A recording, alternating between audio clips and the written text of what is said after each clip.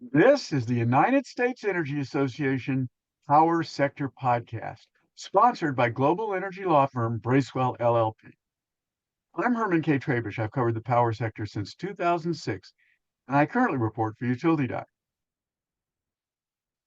In this episode of the podcast series on offshore wind, we're going to talk to American Clean Power's Pacific Offshore Wind Director, Molly Croll, about the economic, environmental, and reliability values in building wind off California's coast.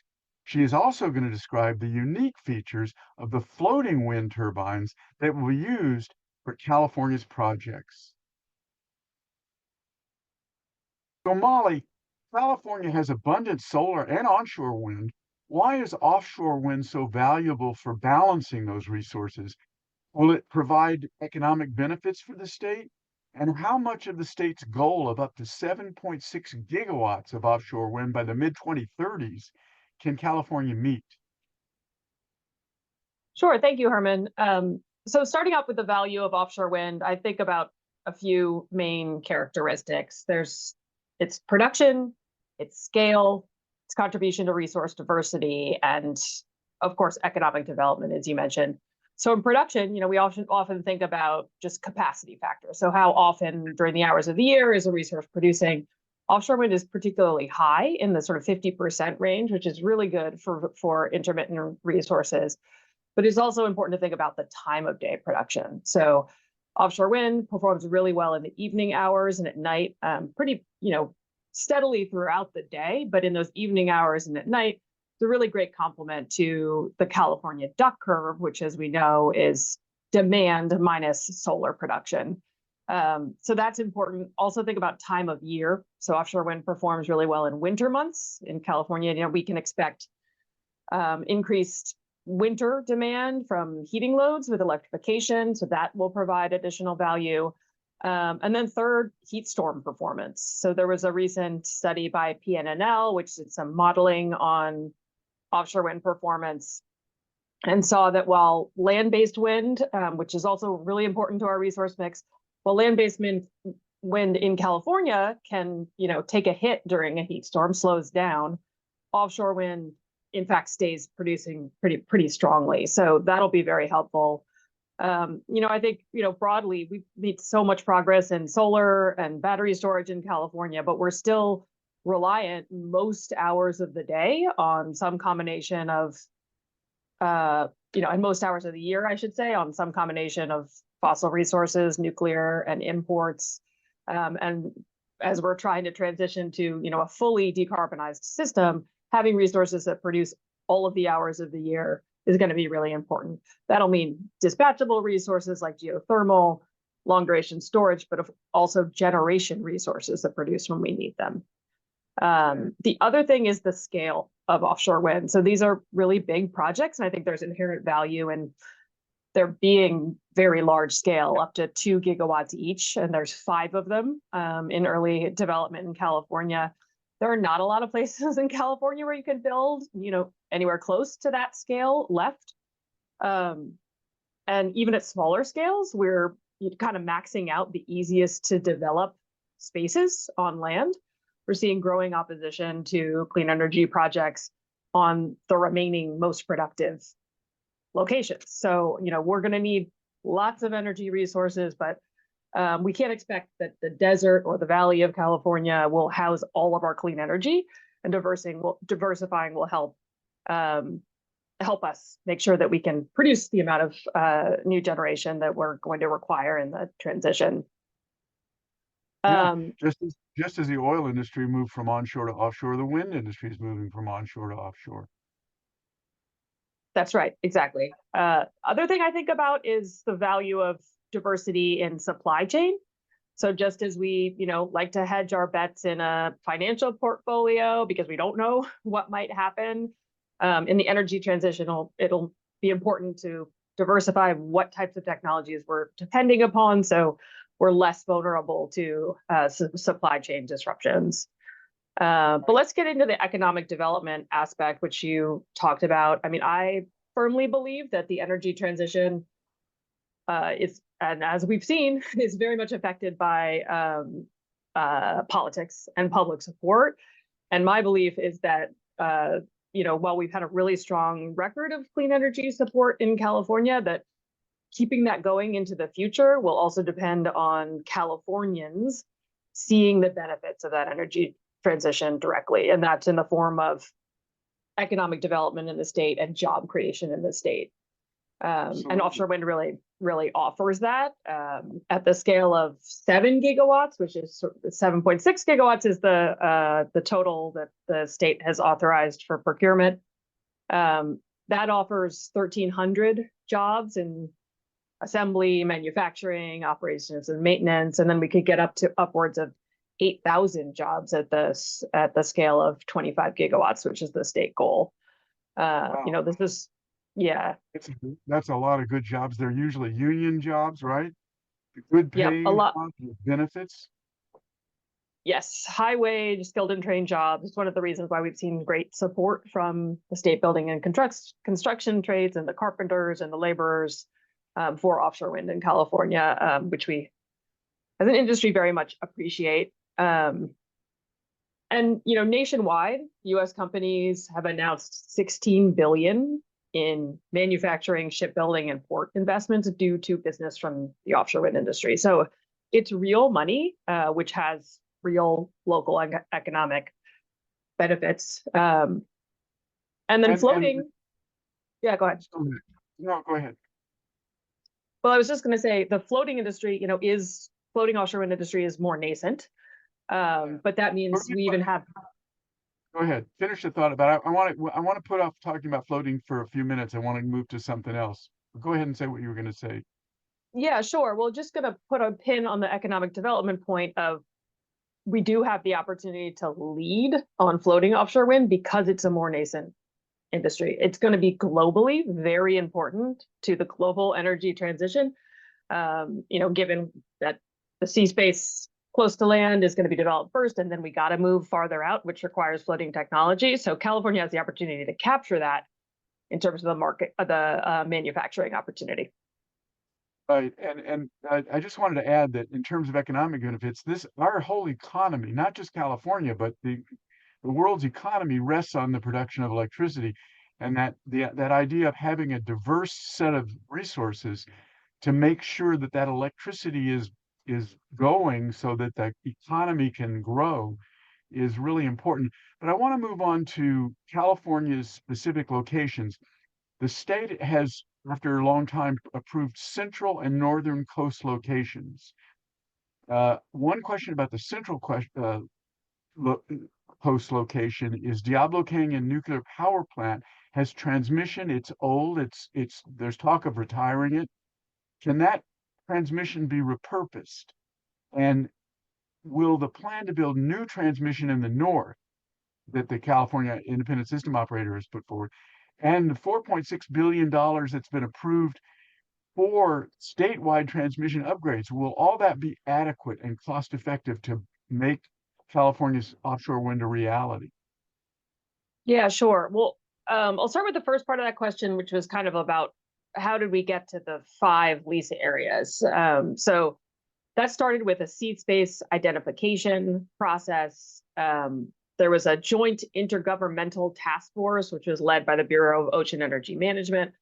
They initiated that process in California in 2016 with the job of really looking at where in federal waters could we potentially build offshore wind.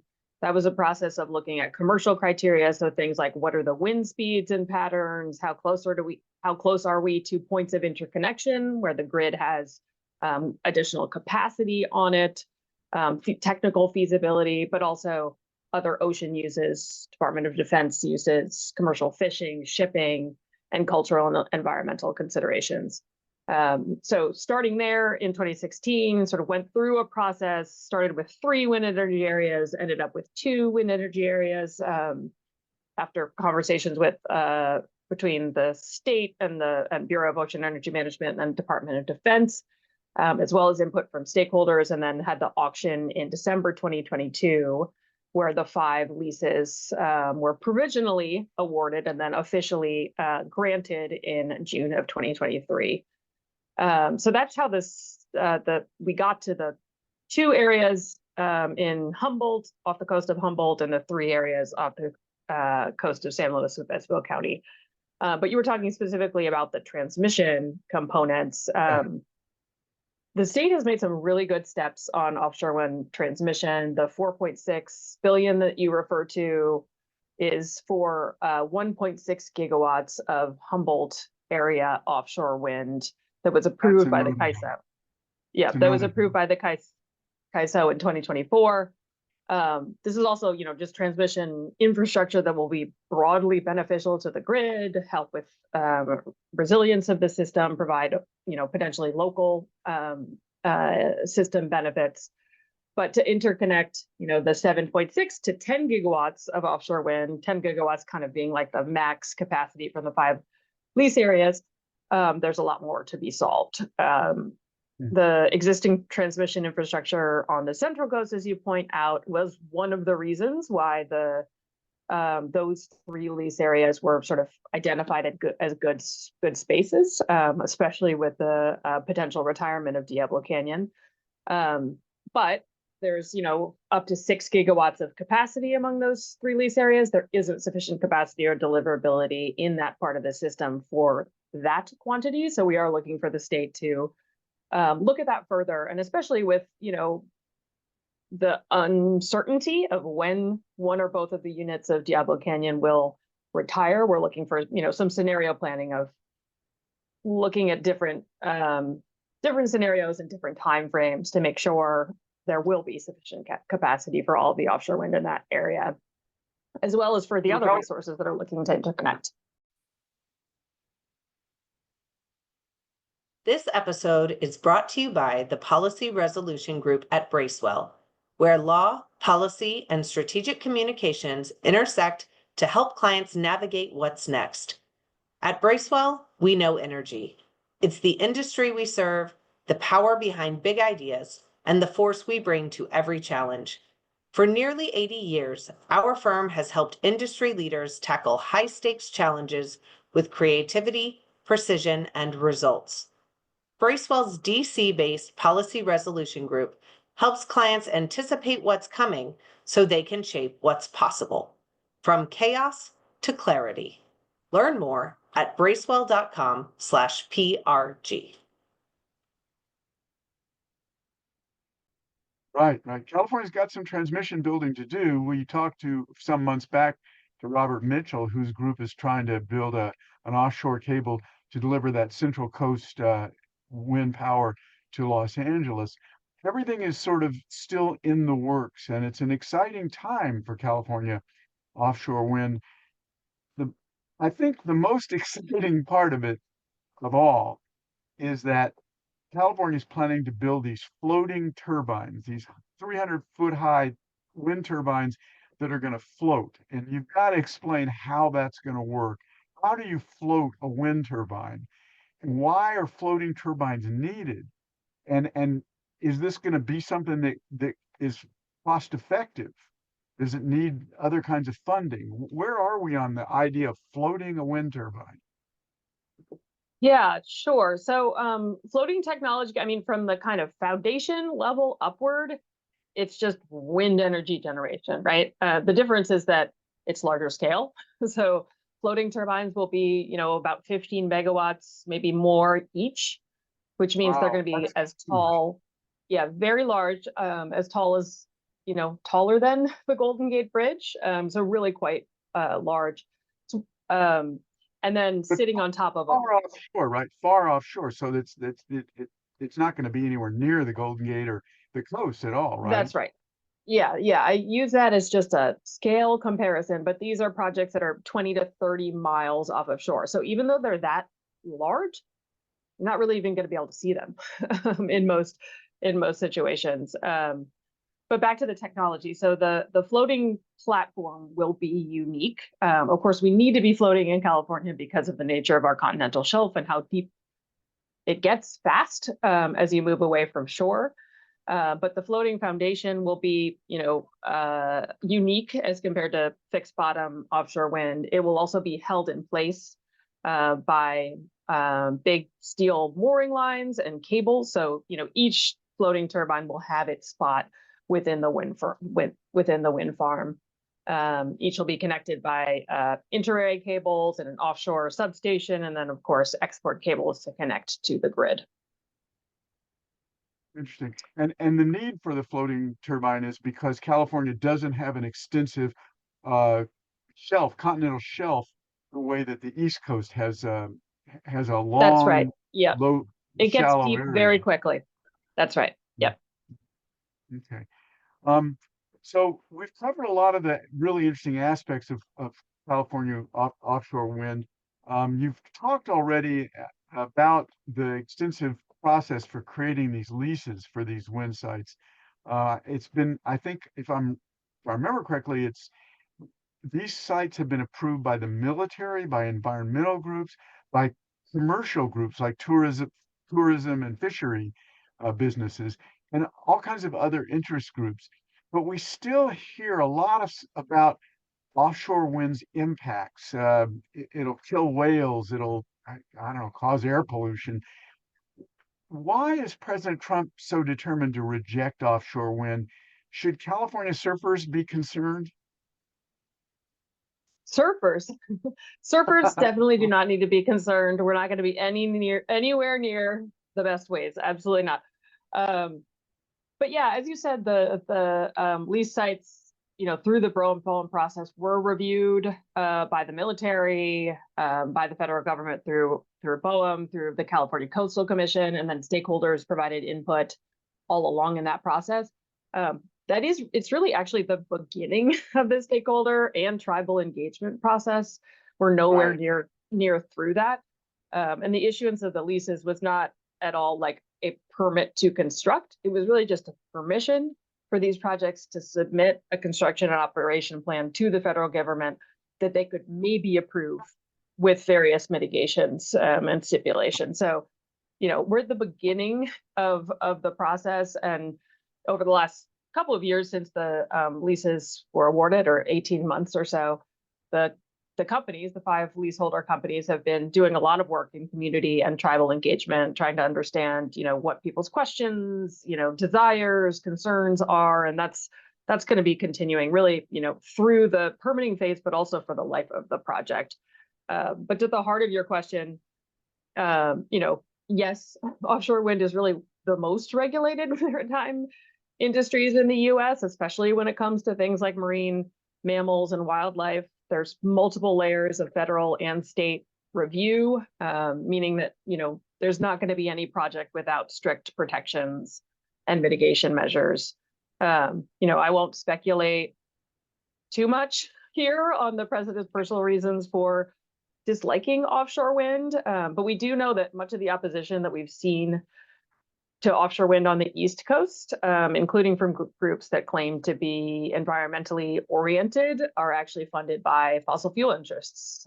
Brown University did some great research on that during the last couple of years. It's unfortunate, though, because the truth is offshore wind really can and should be part of an all of the above and domestic oriented energy strategy. Given what we've talked about, the scale, the performance to meet growing U.S. demand, its stability as compared to, volatile fossil fuel prices, and being, just a domestic energy source that could boost domestic manufacturing and port infrastructure. So in California, exactly. No, go ahead. No, it's been proven. We're running short of time. Sorry to interrupt you, Molly, but we're running a little short of time. It has really proved to be one of the most benign forms of energy, because it doesn't. There's a lot of mythology about what it harms, but it really doesn't harm. And in fact, one other group that you didn't mention, it will be so far offshore that it won't have any impact on the viewscapes and California tourism. Is that correct? Yeah, that's generally what we've seen. BOEM has done some visual modeling, and so it's kind of one of those, you might be able to see it on a really clear day if you squint, but shouldn't be a major issue. There will be, visual considerations at the ports during the construction period. And, that's something real that will need to be addressed and mitigated. But as far as, operational wind farms that'll be out there for 3 decades or so, it shouldn't be a problem. And Just I'll just, just another aspect of the ways that the industry is being carefully planned and regulated to maximize its benefits and minimize its impacts, right? yeah, that's right. And I will also just say to your earlier question, in California, despite the federal headwinds, we're, somewhat grateful that we're kind of on this early end of a long, decade plus development timeline. And so we're really focusing on what the state can do over the next 4 or 5 years in terms of port readiness and transmission infrastructure that'll really advance the industry forward, even, regardless of whether or not we have a strong federal partner. Right. So, and as I've said many, many times on the podcast, we are in an energy transition, not an energy left turn. It will take time. We will incorporate all of the considerations for the legacy energy industries as well as the emerging ones. That's it for this podcast, though. I want to thank my guest, American Clean Power California Pacific Offshore Wind Director, Molly Croll. She's described the economic, environmental, and reliability values in building floating wind projects off California's coast. I also want to thank our sponsor, Bracewell LLP. And as always, I want to thank our listeners for taking the time to check out the USEA Power Sector Podcast. Don't forget to subscribe, like, and share with everybody you know our quest for energy transition solutions.